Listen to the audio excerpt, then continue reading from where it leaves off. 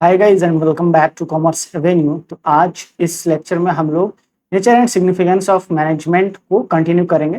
पिछले लेक्चर में हम लोगों ने मीनिंग और उसके इम्पोर्टेंस, नेचर और उसके बाद फिर उसके लेवल्स ऑफ मैनेजमेंट को हम लोगों ने कंप्लीट कर लिया था। तो जो जो भी वो लेक्चर नहीं देखा है प्लीज़ वो जाके लेक्चर आप लोग देख लीजिए ताकि आपका पीछे का जो भी है कॉन्सेप्ट है वो क्लियर हो जाए। फिर यहाँ से इस लेक्चर को कंटिन्यू करिएगा। तो चलिए शुरू करते हैं। तो फंक्शन ऑफ मैनेजमेंट में हम 5 फंक्शंस पढ़ते हैं। पहला प्लानिंग, ऑर्गेनाइजिंग, स्टाफिंग, डायरेक्टिंग और कंट्रोलिंग को। ठीक है, तो एक एक करके देखते हैं कि प्लानिंग का मतलब क्या होता है, फिर ऑर्गेनाइजिंग का मतलब क्या होता है, स्टाफिंग का मतलब क्या होता है, उसके बाद लास्ट में कंट्रोलिंग को देखेंगे। ठीक, तो प्लानिंग का मतलब होता है deciding objective and determining the best course of action to achieve them. तो प्लानिंग का ओवरऑल पर्पस ये होता है कि एडवांस में हम किसी चीज को डिसाइड कर लें कि हमें ये काम करना है और उसके बारे में सोचे और उसके लिए एक्शन लेने की तैयारी करें। ठीक है, तो वो प्लानिंग होता है। तो जैसे भी जब भी हम सुबह उठते हैं या फिर कोई भी काम करने से पहले हम पहले प्लानिंग करते हैं। जैसे फॉर एग्जांपल एग्जाम्स आते हैं, तो एग्जाम्स आते हैं तो हमें कौन सा सब्जेक्ट्स पहले पढ़ना है, कौन सा बाद में पढ़ना है, उसकी हम प्लानिंग करते हैं। तो वो क्या है, किसी भी काम को अचीव करने से पहले हमारे पास एक गोल है कि हमें एग्जाम्स में 90 प्लस ले आना है।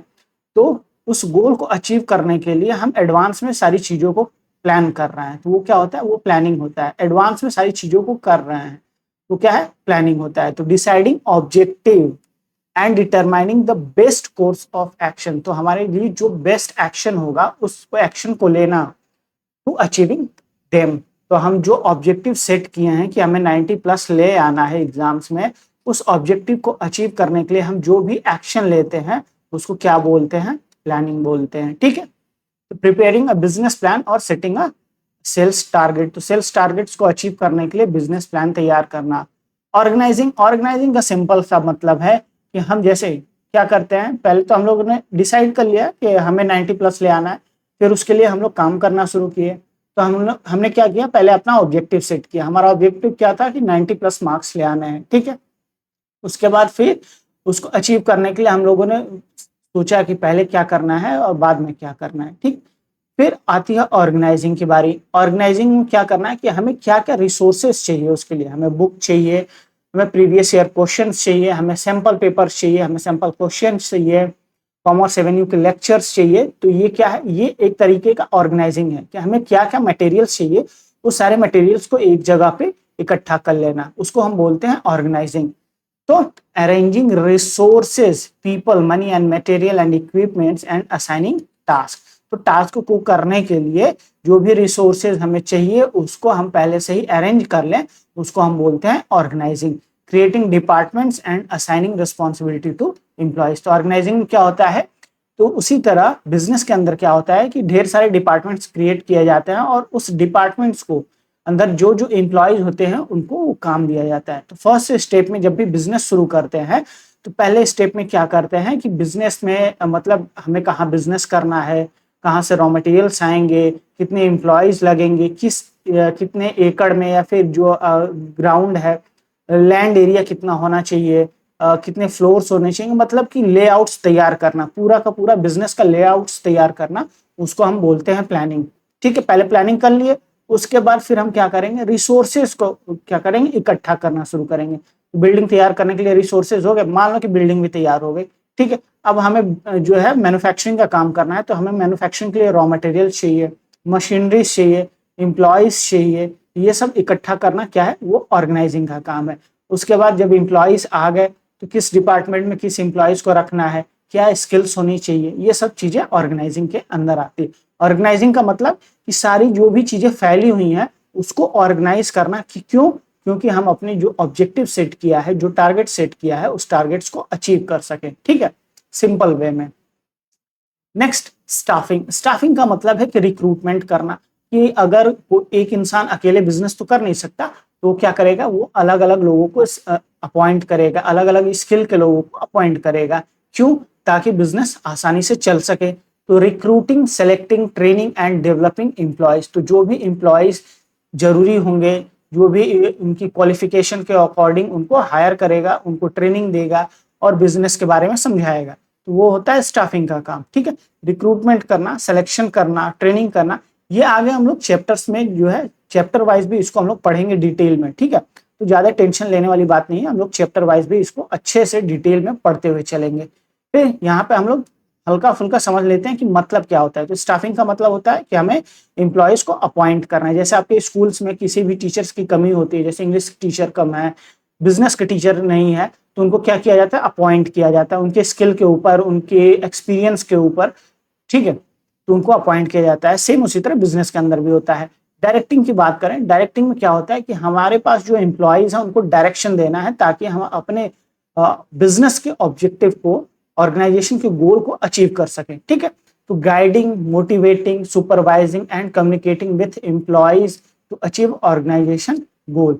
जिस तरह से स्कूल के अंदर जब टीचर अपॉइंट होता है तो उसको सिलेबस दिया जाता है कि हमारे स्कूल में या फिर सीबीएसई का ये सिलेबस है, आपको इसको फॉलो करना है। हाफ ईयरली तक इतना सिलेबस कंप्लीट हो जाना चाहिए, एनुअल तक पूरा बुक कंप्लीट हो जाना चाहिए, बीच बीच में आपको यूनिट टेस्ट लेते रहना चाहिए, लेते रहना है। तो ये सब क्या है, ये सब स्कूल के अंदर डायरेक्शन दिया जाता है एक टीचर को कि आपको स्कूल के अंदर किस तरीके से परफॉर्म करना है। सेम उसी तरह बिजनेस के अंदर भी क्या होता है कि डायरेक्शन दिया जाता है। जितने भी एम्प्लॉयज होते हैं उनको डायरेक्शन दिया जाता है कि आपको किस तरीके से परफॉर्म करना है, ठीक है। ऑर्गेनाइजेशन के अंदर किस तरीके से परफॉर्म करना है ताकि हमारा जो टारगेट है, हमारा जो गोल है, उसको हम अचीव कर सकें, ठीक है। तो उनको मोटिवेट करना, कभी फाइनेंशियली मोटिवेशन दिया जाता है, कभी ऐसे ही मोटिवेशन दिया जाता है। उनको बताया जाता है कि आप जो है बेहतर एम्प्लॉई हैं। फिर उनको उस तरह से अगर वो मोटिवेट नहीं होते हैं तो उनका बोनस देना, उनको एक टाइम टू टाइम बोनस देना, ये सब क्या है, ये सब मोटिवेशन के पार्ट है, ठीक। एग्जाम्पल में देखते हैं तो motivating employees through rewards and effective leadership. Leadership के थ्रू या फिर रिवॉर्ड के थ्रू उनको क्या करना, मोटिवेट करना और गोल को अचीव करने के लिए उनको लगातार क्या करना है, डायरेक्शन देना है, ठीक है। तो ये आपका हो गया प्लानिंग, ऑर्गेनाइजिंग, स्टाफिंग, डायरेक्टिंग। अब एक बचा कंट्रोलिंग। कंट्रोलिंग का मतलब कि हमारे पास जो वेस्टेज है, ठीक है, वेस्टेज है उसको कंट्रोल करना। मतलब कि स्कूल के अंदर फॉर एग्जांपल जैसे कि एक बच्चा स्कूल, यहाँ क्लासरूम है, ठीक है, क्लासरूम से बाथरूम यहाँ पे है, तो ये जा रहा है ऐसे करके, ऐसे घूमते हुए फिर बाथरूम जा रहा है, ठीक है। अब वो आएगा भी उसी तरह से, उसी तरह घूमते हुए सारा पूरे स्कूल का ग्राउंड का चक्कर लगाते हुए ताकि क्लास खत्म हो जाए। तो टीचर का क्या काम होता है कि इस पे नजर रखना है, ये जा कितने टाइम में रहा है और आ कितने टाइम में रहा है, इस चीज का ध्यान रखना। ये होता है कंट्रोलिंग, कि हमें जो है टाइम जो है, अगर टीचर के पर्सपेक्टिव से देखा जाए तो ये देखना है कि कम से कम टाइम में बच्चों को अच्छे से समझा के उनको तैयार करना है एग्जाम पर्पस के लिए। तो बिजनेस के अंदर भी क्या होता है कि हमें कम से कम टाइम में और कम से कम वेस्टेज के साथ, कि नुकसान कम से कम हो और समय कम से कम लगे, हम अपने गोल को अचीव कर सकें, ठीक है।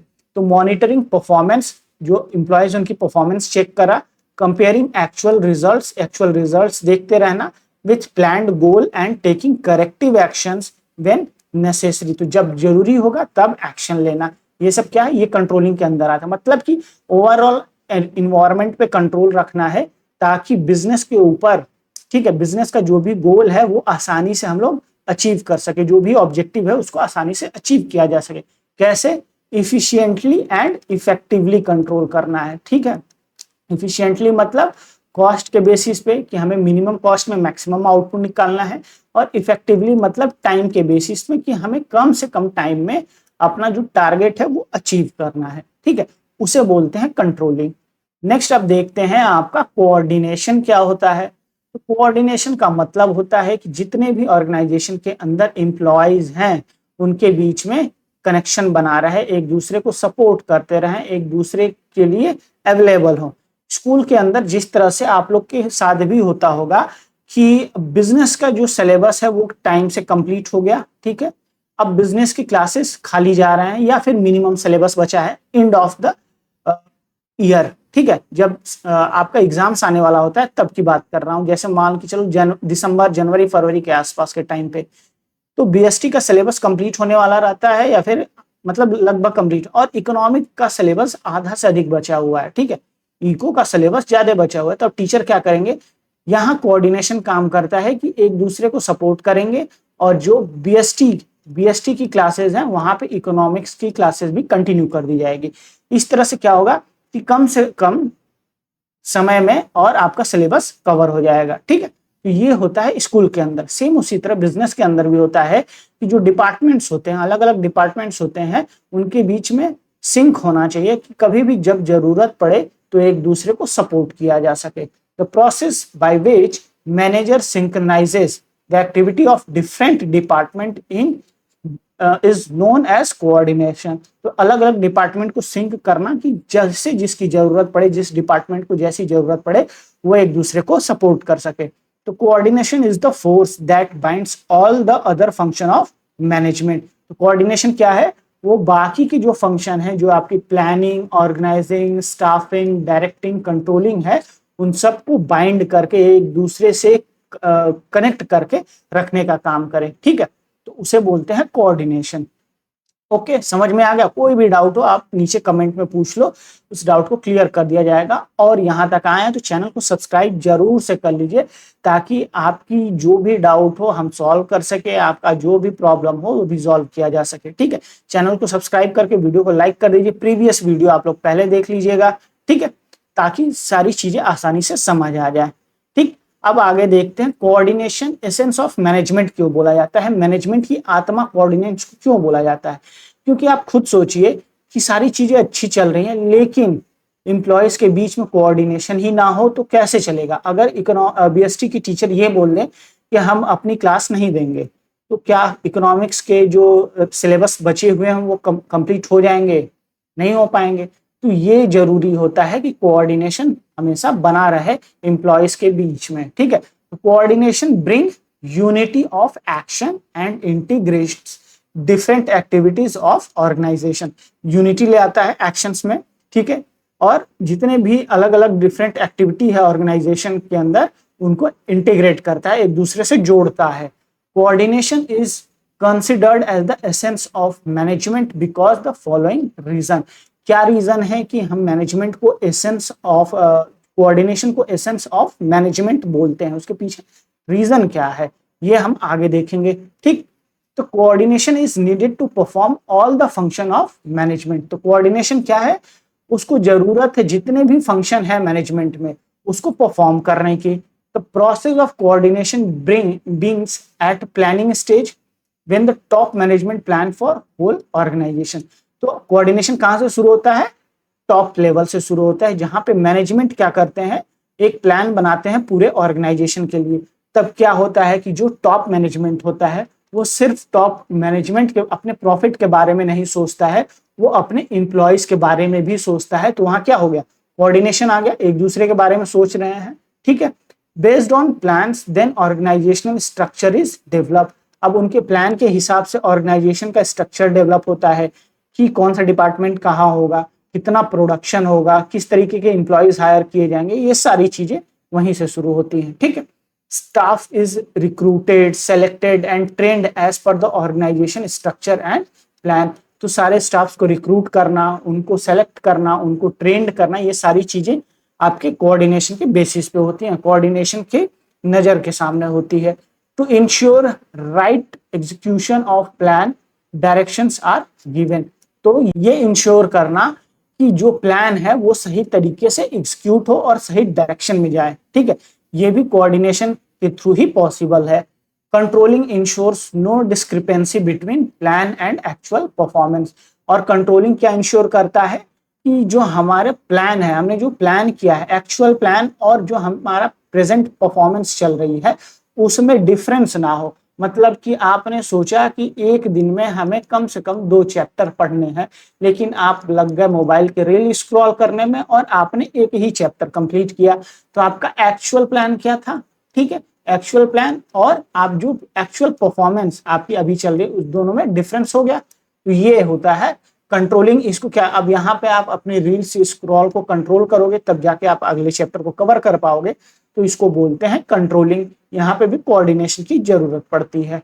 ठीक है, नेक्स्ट अब देखते हैं कि coordination is required at all level. Her level पे जरूरत है, चाहे वो टॉप लेवल हो, चाहे वो मिडिल लेवल हो या फिर आपका लोअर लेवल हो। टॉप लेवल इसलिए इंपॉर्टेंट है क्योंकि वो मिडिल और लोअर लेवल पे वो क्या कहता है डिपेंड रहता है। क्योंकि अगर मिडिल और लोअर लेवल अच्छे से काम नहीं करेगा तो टॉप लेवल चाहे कितना भी प्लानिंग कर ले, उसका प्लानिंग का एग्जीक्यूशन प्रॉपर तरीके से नहीं हो पाएगा। Next, coordination. मिडिल लेवल की बात करें तो मिडिल लेवल क्या करता है, दोनों टॉप लेवल और लोअर लेवल में बैलेंस बनाए रखता है। ठीक है, बैलेंस इन द सेंस कि टॉप लेवल से बात सुनना और लोअर लेवल को उस हिसाब से कोऑर्डिनेट करना, डायरेक्शन देना। तो ये आपका मिडिल लेवल का काम होता है। अगर वो डायरेक्शन ही सही से ना दे पाए या फिर डायरेक्शन ही गलत दे दे तो आपका एम्प्लॉयज भी उल्टा सीधा काम करके कंपनी को डुबा देगा। अगर लोअर लेवल की बात करें तो लोअर लेवल का फोकस कहाँ होता है कि हमारा जो मिडिल लेवल है वो जो भी डायरेक्शन हमें दे रहा है उस एक्टिविटी को अच्छे से परफॉर्म करना। तो वो एक्टिविटी और जो भी इंटीग्रेशन है मिडिल लेवल और लोअर लेवल में अच्छे से जो है कनेक्शन बना रहे, तो ये चीजें इंपॉर्टेंट होती हैं। तो top level require coordination to integrate all the activity of organization. Top level को आपका टॉप लेवल भी देखना है, मिडिल लेवल भी देखना है और लोअर लेवल भी देखना है। और अगर बात करें आपके मिडिल लेवल की तो मिडिल लेवल को टॉप लेवल भी देखना है, अपना भी देखना है और लोअर लेवल भी देखना है, इसको भी तीनों के बारे में सोचना है। क्योंकि coordination require at middle level to balance the activity of different department. तो जितने भी डिपार्टमेंट हैं, आपका प्रोडक्शन डिपार्टमेंट हो गया, सेल्स डिपार्टमेंट हो गया, एडवर्टीजमेंट डिपार्टमेंट हो गया, सारे डिपार्टमेंट्स में कोऑर्डिनेशन काफी जरूरी है ताकि प्रॉपर तरीके से सारी चीजें कंटिन्यू चलती रहे। Lower level requires coordination to integrates the activity of workers. तो एक्टिविटी ऑफ वर्कर्स, जो भी वर्कर्स लोअर लेवल पे हैं उनके बीच में कोऑर्डिनेशन इसलिए जरूरी है कि जो लोअर लेवल पे एक्टिविटीज हो रही हैं, ठीक है, एक्टिविटीज हो रही हैं वो प्रॉपर तरीके से फंक्शन हो सके, सही तरीके से चल सके। इस वजह से लोअर लेवल पे भी कोऑर्डिनेशन जरूरी है। ठीक है, तो ये जो तीनों लेवल हैं वो तीनों लेवल एक दूसरे के ऊपर इंटरडिपेंडेंट है और इन तीनों का कोऑर्डिनेशन एक दूसरे के साथ और प्लस अपने एरिया में, ठीक है, हॉरिजॉन्टली और वर्टिकली दोनों जरूरी है ताकि ऑर्गेनाइजेशन अच्छे से फंक्शन कर सके। ठीक है, नेक्स्ट अब देखते हैं आपका coordination is the most important function of organization. सबसे इंपॉर्टेंट फंक्शन है। अगर कोऑर्डिनेशन नहीं रहेगा तो बड़ी सी बड़ी ऑर्गेनाइजेशन चाहे वो कितना भी इन्वेस्टमेंट कर दे वो अच्छे से परफॉर्म नहीं कर सकती है। एक दूसरे के साथ अगर देखो फॉर एग्जांपल कोऑर्डिनेशन, क्या आपके घर से ही एग्जांपल दे देते हैं। अगर आपके भाई बहन हैं, ठीक है, आप अगर बड़े हैं या छोटे हैं, अगर आपके अपने भाई बहन से ही अच्छे से बातचीत नहीं होगी तो आप अपनी प्रॉब्लम्स किससे शेयर करोगे? बाहर वाले से शेयर करोगे, फ्रेंड्स को चाहे जो भी हो, वो आपकी प्रॉब्लम को सॉल्व नहीं कर पाएंगे। लेकिन घर के अंदर जो लोग हैं वो आपकी प्रॉब्लम्स, क्योंकि प्रॉब्लम्स वहीं से शुरू होती है, तो घर के अंदर जो लोग हैं वही आपकी प्रॉब्लम्स को सॉल्व कर सकते हैं। ठीक है, तो वहां पे ही कोऑर्डिनेशन अगर खराब हो गया तो बाहर आप कितने भी बढ़िया आपको फ्रेंड मिल जाए, आप सॉल्व नहीं कर सकते हो अपनी प्रॉब्लम। ठीक है, तो इसी तरह ऑर्गेनाइजेशन के अंदर जो एम्प्लॉयज हैं वो अगर अच्छे से नहीं परफॉर्म करेंगे तो बाहर के इन्वायरमेंट जितने भी अच्छे हो वो ऑर्गेनाइजेशन को क्या कर सकते हैं, अच्छे तरीके से ग्रो नहीं करने दे सकते हैं। ठीक है, तो अंदर से स्ट्रांग होना काफी जरूरी है किसी भी ऑर्गेनाइजेशन का। ठीक है, तो any company which fails to coordinate its activity can not survive and run successfully for a longer period. तो लंबे समय तक के लिए नहीं चल सकता है अगर कोऑर्डिनेशन नहीं रहेगा और जो आपके लेवल्स हैं उनके बीच में, एम्प्लॉयज के बीच में। It is through the process of coordination that a manager ensure orderly arrangement of an individual and group efforts to realize common objective। तो ये मैनेजर इंश्योर करता है कि हमारे ऑर्गेनाइजेशन के अंदर जो इंडिविजुअल है या फिर जो भी ग्रुप है वो सही तरीके से काम कर रहा है नहीं, या फिर जो हमारा ऑब्जेक्टिव है वो कॉमन ऑब्जेक्टिव के लिए काम कर रहा है या नहीं। ठीक है, तो coordination involves synchronizations of different actions, various units of departments. Coordination makes sure that planned objectives are achieved with minimum conflict। तो coordination का ओवरऑल जो है यही मतलब है कि हमने जो प्लान किया है, ठीक है, हमने जो प्लान किया है उस प्लान को अचीव कर ले बिना किसी कॉन्फ्लिक्ट के। ठीक है, बिना किसी कॉन्फ्लिक्ट के या फिर मिनिमम कॉन्फ्लिक्ट के साथ। ठीक, तो ये होता है कोऑर्डिनेशन। कोऑर्डिनेशन क्या है? मोस्ट इंपॉर्टेंट फंक्शन है ऑर्गेनाइजेशन के अंदर। क्यों? क्योंकि वो हमारे प्लान को एक्चुअल जो परफॉर्मेंस है उससे मीट करता है और कम से कम कॉन्फ्लिक्ट के साथ हमें अपने ऑब्जेक्टिव को अचीव करने में हेल्प करता है। सिंपल, समझ में आ गया? कोई भी डाउट हो आप पूछ सकते हो कमेंट में, ठीक है। अब देखते हैं नेचर क्या है कोऑर्डिनेशन का। तो कोऑर्डिनेशन क्या है? इंटीग्रेट्स ग्रुप एफर्ट, मतलब कि सबका है, ठीक। जितने भी इंप्लॉइज हैं, lower level, top level, middle level, चाहे जो भी हो, सब एक साथ मिलकर काम करेंगे तभी कोऑर्डिनेशन अच्छे से फंक्शन कर पाएगा। The concept of coordination always apply to group efforts. There is no need for coordination when only one single individual is working. एक अकेले इंसान के बीच में कोऑर्डिनेशन की जरूरत नहीं पड़ती है एक ग्रुप के अंदर, क्योंकि ऑर्गेनाइजेशन के अंदर हजारों लोग काम करते हैं, तो उन हजारों लोग के बीच में कोऑर्डिनेशन होना जरूरी है ताकि ऑर्गेनाइजेशन का जो ऑब्जेक्टिव है उसको अचीव किया जा सके। The need for order lines integration arise only when more individuals are working at different levels, come from different background, have different style of working, so there is need to unify their efforts in a common direction। तो क्या होता है कि हमारे organisation के अंदर अलग अलग कल्चर से लोग आते हैं, अलग अलग सबका बिहेवियर होता है, थॉट प्रोसेस सबकी अलग अलग होती है, उनका स्टाइल अलग होता है, पढ़ाने का स्टाइल अलग होता है, लोगों से बात करने का स्टाइल अलग होता है। तो कुछ ऐसा करना है, कुछ ऐसा इन्वायरमेंट तैयार करना है कि सब के सब एक जगह पे आए, और वो चीज क्या है? ऑर्गेनाइजेशन का गोल, ठीक।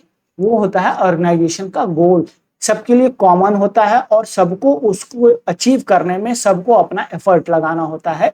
तो वहीं पे कोऑर्डिनेशन क्या करता है? हेल्प करता है, ताकि एक दूसरे को जो है सपोर्ट करके हम चलते रहें, चाहे हमारा स्टाइल अलग हो, चाहे हमारा कल्चर अलग हो, चाहे हम अलग बैकग्राउंड से आते हो, कुछ भी हो, हमें अपने ऑर्गेनाइजेशन के गोल के लिए काम करना है। तो हमें जो ऑर्गेनाइजेशन में काम है सिर्फ वही करेंगे, हम बीच में अपने कल्चर्स, अपने स्टाइल्स, अपने इंडिविजुअल्स जो भी प्रॉब्लम्स हैं या फिर बैकग्राउंड है उसको नहीं ले आएंगे, ठीक है।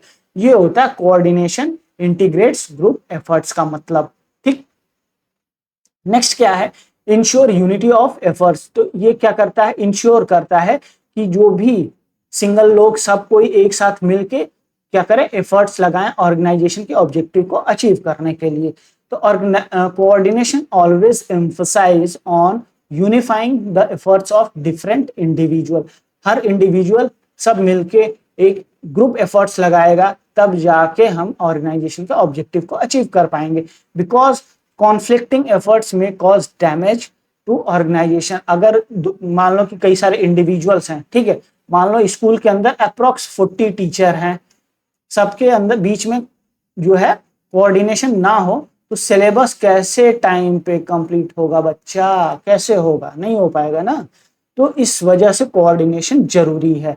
The main aim of every manager is to coordinate the activity and function of all individuals to common goal. तो हर एक इंडिविजुअल का काम है एक दूसरे को सपोर्ट करना, एक दूसरे की एक्टिविटी में हेल्प करना।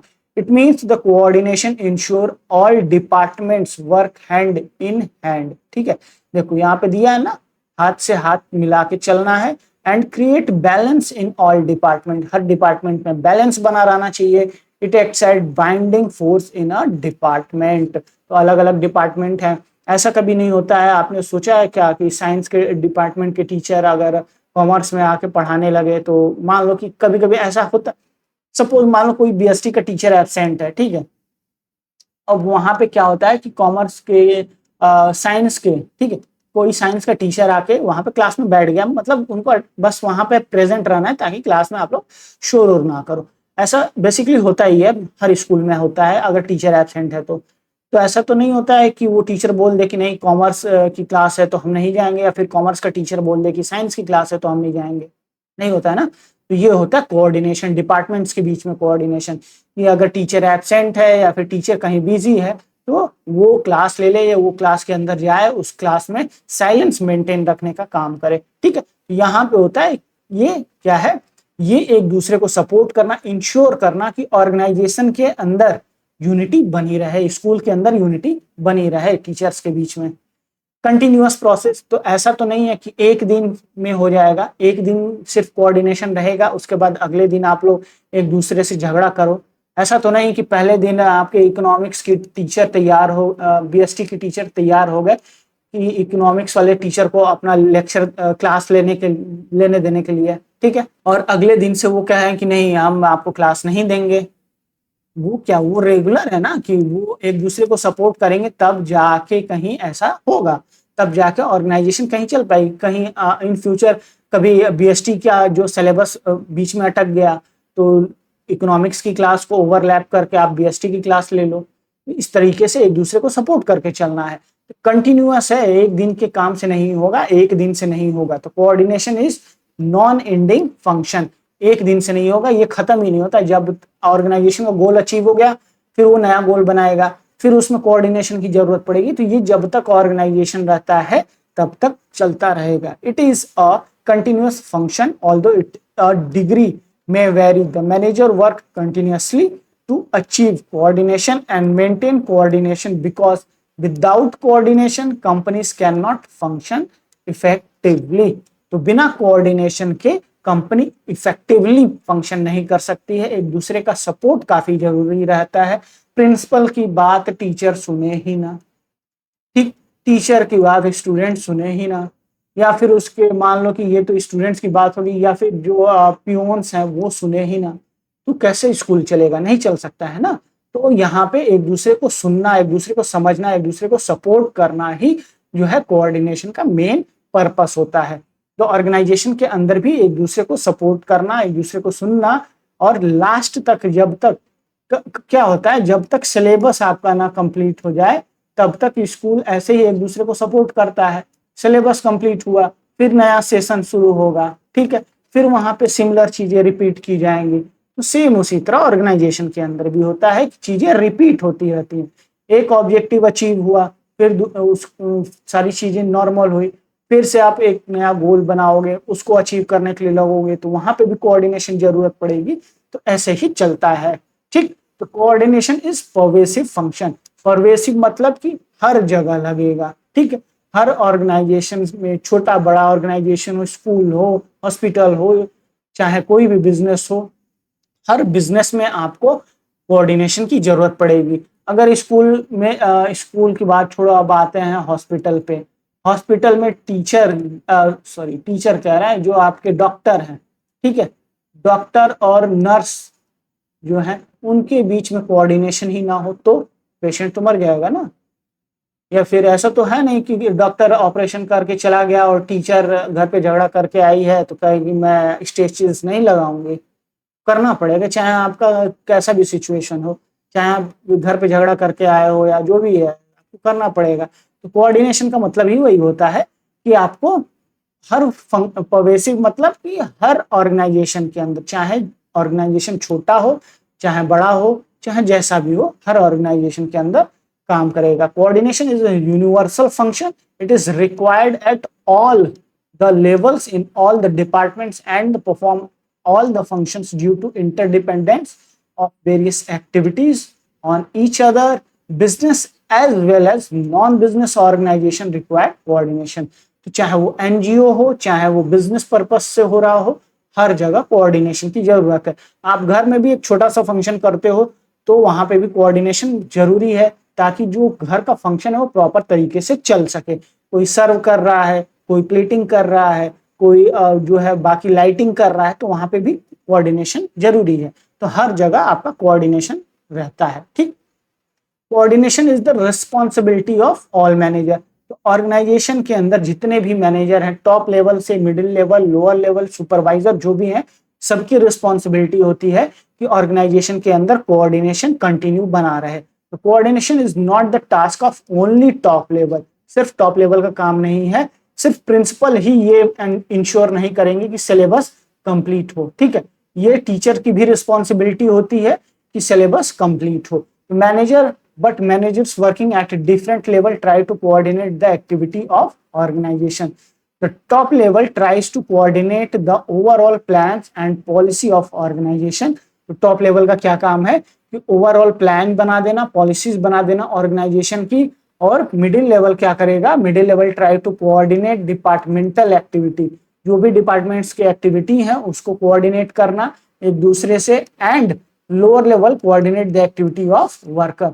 तो ऑर्गेनाइजेशन के जो अंदर वर्कर्स हैं उनके बीच में कोऑर्डिनेशन को इंश्योर करना लोअर लेवल का काम है, डिपार्टमेंट लेवल पे इंश्योर करना मिडिल लेवल का काम है, और प्लानिंग पॉलिसीज में कोऑर्डिनेशन रहे ये इंश्योर करना टॉप लेवल का काम है।